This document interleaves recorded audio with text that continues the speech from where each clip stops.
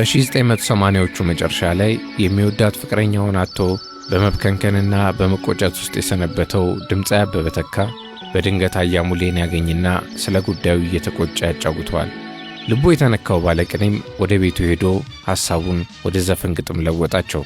አበበ ተካም በ1988 ዓ.ም ሰው ጥሩ የተሰኘ አልበሙን አወጣ።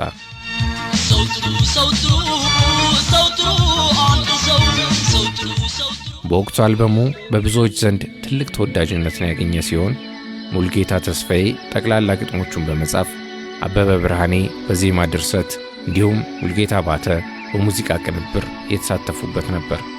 አያሙሌ ከሰራቸው ስራዎች ሁሉ የሚያስበልጣትና እንደ ሶስተኛ ልጁ የሚያያት ወፍዬ የተሰኘች ስራው ናት።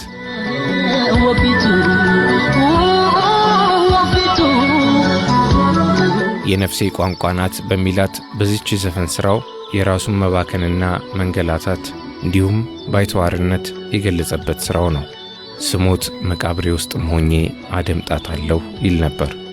አያሙሌ በኢትዮጵያ ሙዚቃ ኢንዱስትሪ ውስጥ የቆየው ለአጭር ጊዜያት ቢሆንም በተለይም በ80ዎቹና በ90ዎቹ ከተሰሩትና ከፍ ብለው ሲደመጡ ከነበሩ ዘፈኖች መካከል አብዛኞቹ የሙልጌታ ተስፋዬ ደማቅ የብዕር አሻራ ያረፈባቸው ነበሩ።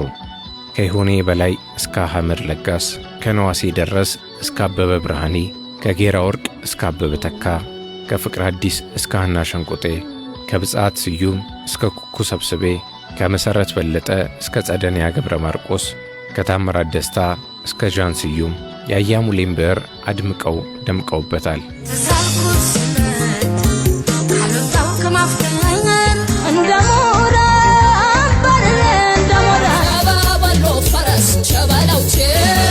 አመታይ መውደድሽ አይሳብ ነሽ መድኃኒቴ እኔ ጌታ ሰማኒ።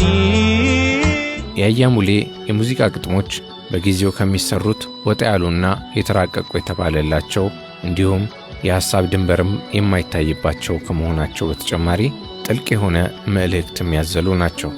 ለሥራዎቹ የተለየ ክብር የነበረው አያሙሌ በቃሉና በብዕሩ ፍጹም ድርድር የማያቅሰው ነበር።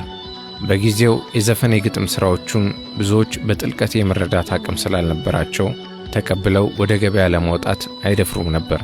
ብዕሬን አልሸጥም የሚለው አያሙሌ ግን ሥራዎቹ ገንዘብ ማምጣት አለማምጣቱ ሳያስጨንቀው በተቸገረበት ጊዜም ሆነ እስከ ሕይወቱ ፍጻሜ ድረስ ብዕሬን አልሸጥም ብሎ እንደ ጸና ቆይቷል።